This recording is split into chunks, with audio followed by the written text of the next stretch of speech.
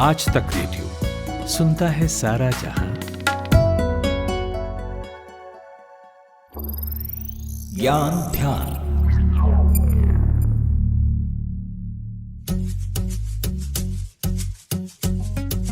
चांद तारे तोड़ लाऊं। अरे अरे रुकिए जनाब, चांद तारे भी तोड़ लाइएगा और माशूका के कदमों में बिछा भी दीजिएगा। पर यह तो समझ लीजिए कि आखिर ये चांद है कितनी दूर। तो अगर आपने ज्योग्राफी और साइंस पढ़ी है तो धरती से चांद की दूरी आपको बताई गई होगी 3,84,400 किलोमीटर।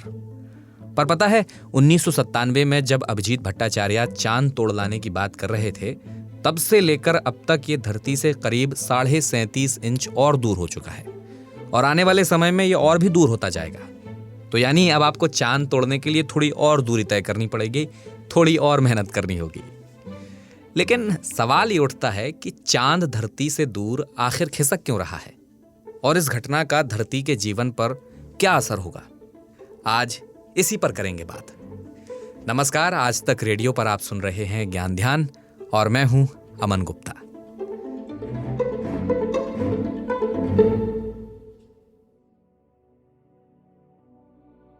जरा सोचिए कि चांद धीरे धीरे इतना दूर चला जाए कि हमारे सोलर सिस्टम से ही बाहर हो जाए।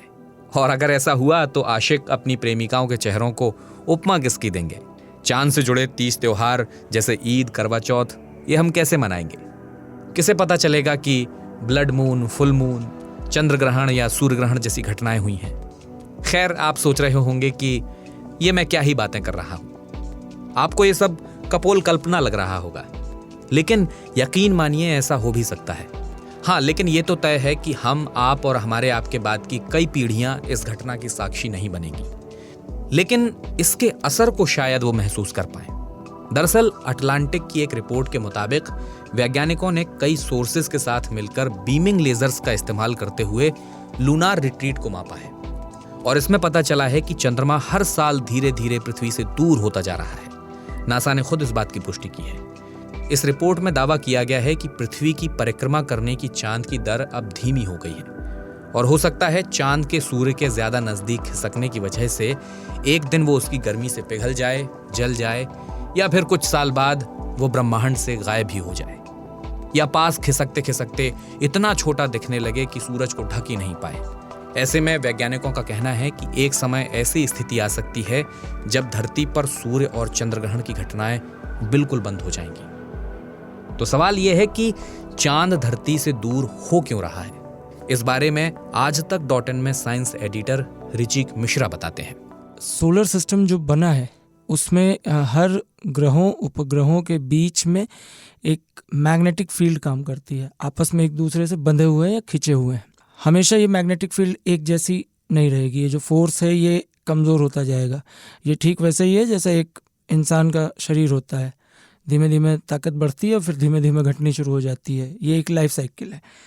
देखिए, धरती का जो कोर है उसकी वजह से मैग्नेटिक फील्ड बनती है। ऐसे ही सारे प्लैनेट्स जो हैं, ग्रह हैं हमारे, तारे, उन सब का एक कोर होता है। उनकी मैग्नेटिक फील्ड उसी की वजह से बनती है। जितना गर्म कोर होगा, जितना उसमें ज़्यादा मूवमेंट होगा, उतना ज़्यादा मैग्नेटिक फील्ड में ताकत होगी। मंगल में उतना नहीं है तो वो मैग्नेटिक फील्ड कम है।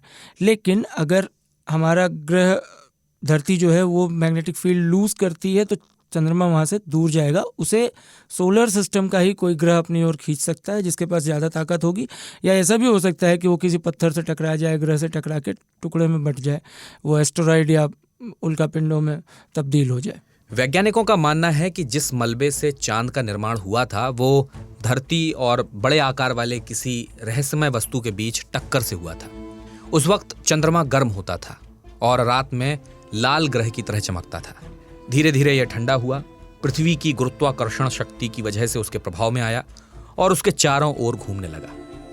असल में 300 करोड़ साल पहले चांद धरती के बहुत नजदीक था, लेकिन धीरे धीरे वो दूर होता चला गया।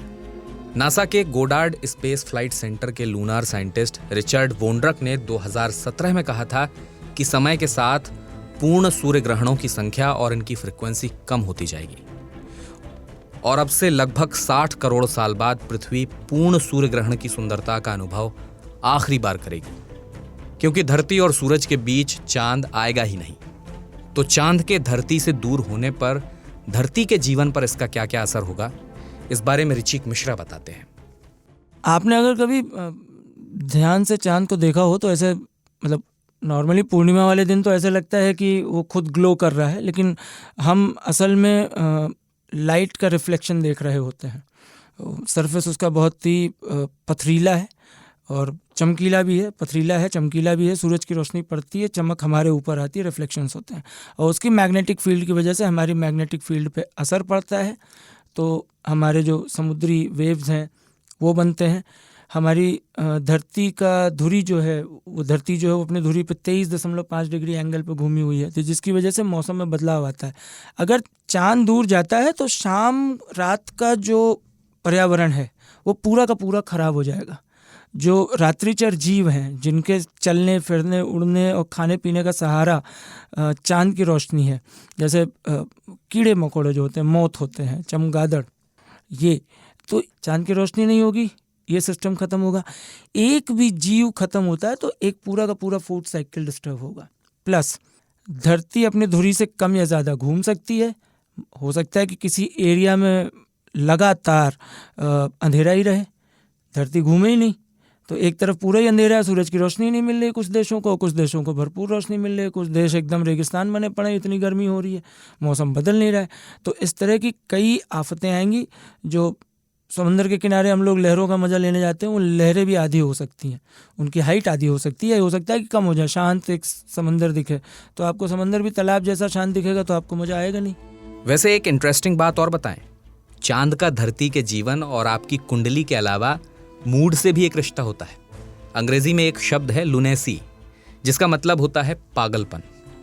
ये लैटिन भाषा के शब्द लुनेटकस से निकला है, जिसका मतलब होता है जिस पर चांद का दौरा पड़ता हो। और ऐसा देखा भी गया है। एक जाने माने साइकेट्रिस्ट हुए हैं थॉमस वेहर। उन्होंने 17 लोगों पर रिसर्च करके एक रिसर्च पेपर पब्लिश किया था।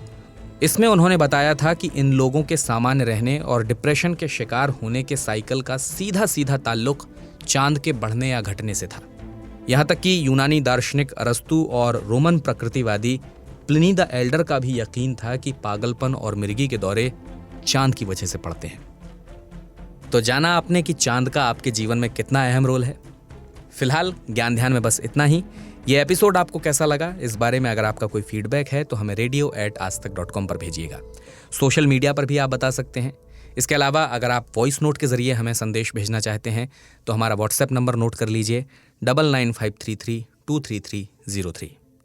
ज्ञान ध्यान के एपिसोड आपको Gaana, Wink, Spotify, Google podcast, Apple podcast जैसे तमाम ऑडियो OTT प्लेटफॉर्म्स पर मिल जाएंगे। वहां जाकर आप ज्ञान ध्यान को सब्सक्राइब कर लीजिए ताकि जैसे ही नया एपिसोड आए आपको तुरंत पता चल जाए। मेरा नाम अमन गुप्ता है। इजाज़त दीजिए, फिर होगी मुलाकात। नमस्कार।